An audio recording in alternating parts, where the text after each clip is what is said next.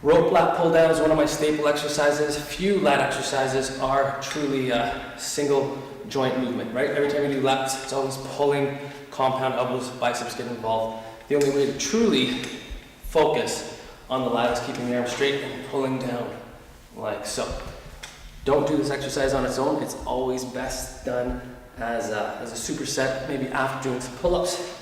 Come on back, head down low, not from here, but get that true overhead range. Feet together, pull down and back, shoulders come back. Arms stay real straight, don't do this. Arms straight, stretch the lats, initiate with the lat, pulling down to the ground and back. Straight arm, lat pull down with a rope. Superset with the traditional lat pull down.